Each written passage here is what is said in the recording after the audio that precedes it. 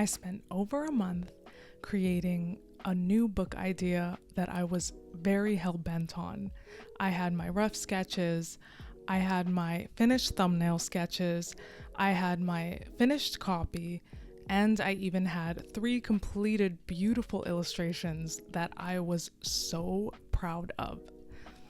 And my plan was to send this to literary agents. But now, that's not going to happen. I've learned a lesson, and it's a lesson that I want to share with you. If you're planning on writing and illustrating your very first children's book, stay with me because I'm going to give you some advice that will save you so much time.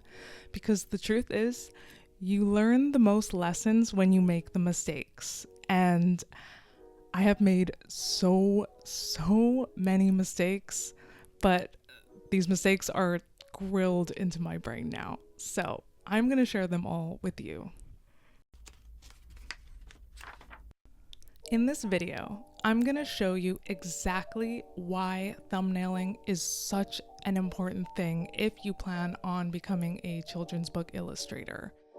I will also be going over the exact mistakes that I made and the lessons I've learned. And I'm also going to be sharing the new process that I'm going to be using moving forward when I make my next books. I will also show you all of the examples of the book that I worked on and the reasons why I don't plan on submitting it to agents, and that way you can just kind of learn and see how it's made. A little about me. My name is Ariana Lum. I have been a graphic designer for over 10 years. I worked mainly in e-commerce and marketing, social media, mainly like an illustrator in Photoshop. I left my job last year to pursue my dream of becoming a children's book illustrator. And basically last year, I wrote and illustrated my first book and I self-published it. Available on Amazon and Barnes & Noble. And I will say that it has been getting really great reviews. People love it. It's very heartfelt and emotional. I've even had a couple people cry from it in a good way. Like it's just very, I feel like it's kind of heart-opening. So check it out. I will add the links for that. So I'll give you a little quick story about everything. So after I finished my book, I sold it, I marketed it, and it's been a lot of ups and downs. The sales have not been as good as I would have wanted, but it also made me realize that I am not a salesman. I am an illustrator. I make beautiful art and I spend hours and hours trying to improve as an artist, trying to get better at drawing, coloring, texturing, and that is my strength. So I've decided this year I am going to be looking for a literary agent. So this entire month, like basically since, I don't know, sometime in December till now, I just started off with incredibly rough sketches, and I will share images right here so you can see. But these are insanely rough sketches, just ideas that randomly popped into my head. I'm sitting in a coffee shop or walking around, and even I'll take a note and then eventually draw a really quick rough sketch. Anyways, I ended up having a bunch of different rough sketches and I loved the idea behind it, and I really wanted to bring this book into fruition because I love the idea. It's so my style, and I wanted to just show how much I've improved as a children's book illustrator since last year. So I did my rough sketches and I ended up redrawing them into a little grid of 9 boxes, which is basically the best way to thumbnail. Like I just had a piece of paper, drew in the boxes, and then basically drew out how each page would be for 32 pages.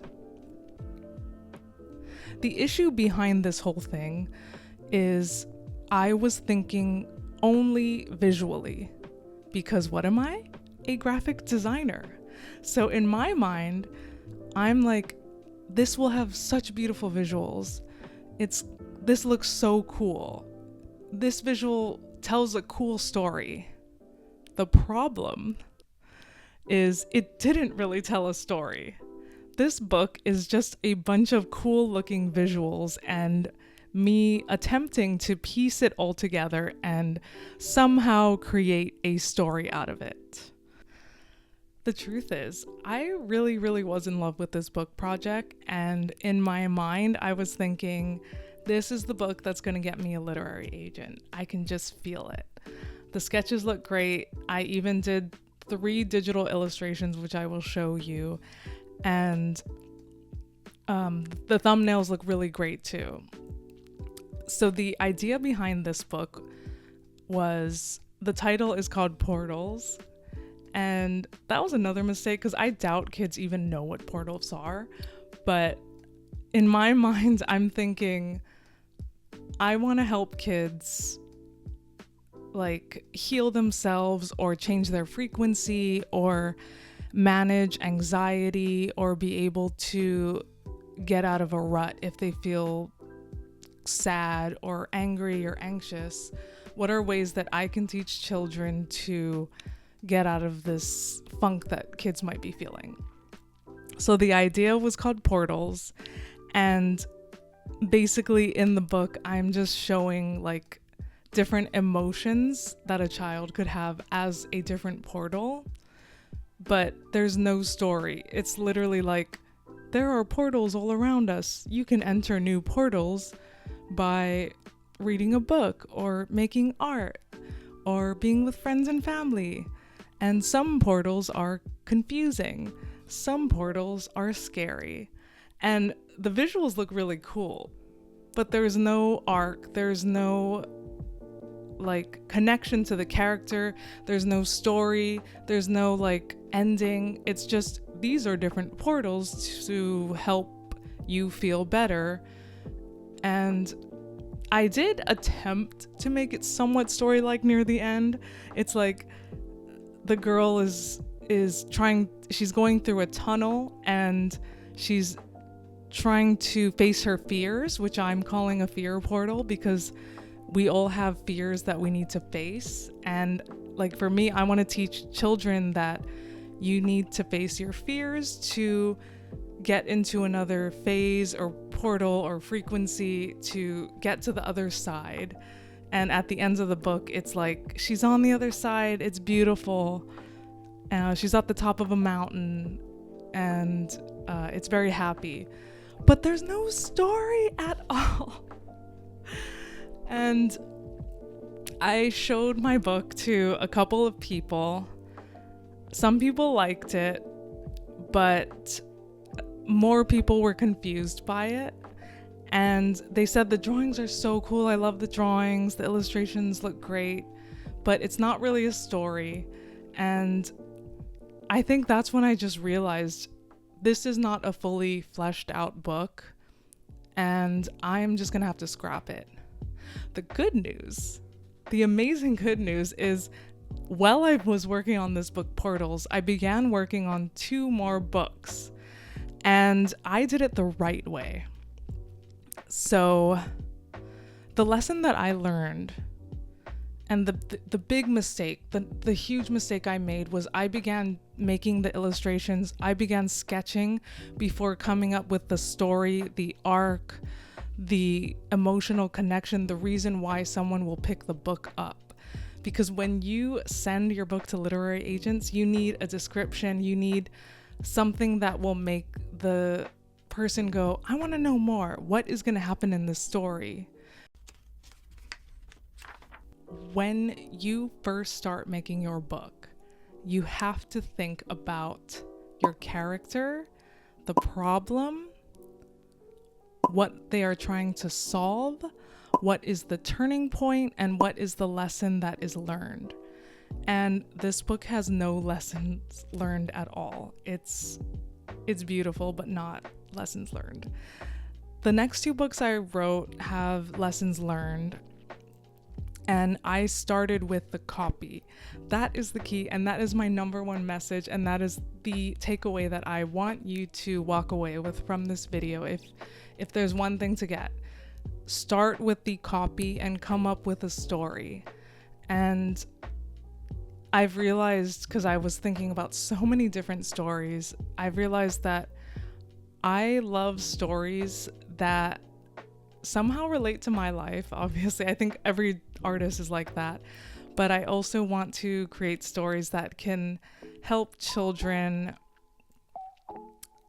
be better prepared for being an adult, or just like handling anxiety, or understanding like meditation or deep breathing, just ways that kids can better navigate being an adult, because it is so stressful.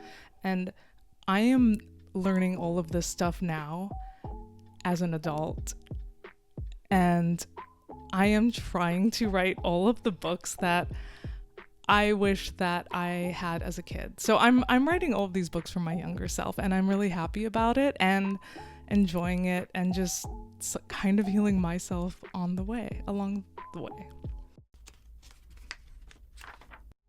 So I'm gonna just give you a few examples that I came up with, in case you're wondering about like coming up with a story. So I would say come up with a lesson that you want to teach the child. For example, friendship is important, and it's okay if you're different. So a good book idea could be, there's a character who is extroverted, and then there's a character who's introverted, and they have to hang out. And the problem is, the extroverted character wants to always hang out, while the introverted character wants to do their own thing. The lesson could be that they eventually learn to enjoy what they're not used to, and they learn to give each other their own like time, and like the introverted character will hang out with the extroverted character, and they just learn to appreciate each other even through their differences. And that is a lesson for another book. Another book idea, like just for an example, I'm not even gonna, these are just random ideas to hopefully spark ideas for you. Another idea would be like around facing your fears. So maybe there's a character who wants to be in a school play, and they have to face their fears by practicing, by performing in front of people, and they make mistakes, maybe break down, cry. That's kind of like the part where it like gets a little tough, but then they face their fears and they get the part and do an amazing job. So those are a few examples that hopefully can inspire you. Just have it relate to your life. I personally want to also write a book about having ADHD and navigating the world, or I don't know, dealing with anxiety, just all sorts of stuff like that. So yeah, that's pretty much the main message that I really wanted to just hop on here really quick to tell you, because I came to the realization just today that this book is not going to make it. But I'm going to leave you with 3 takeaways actually.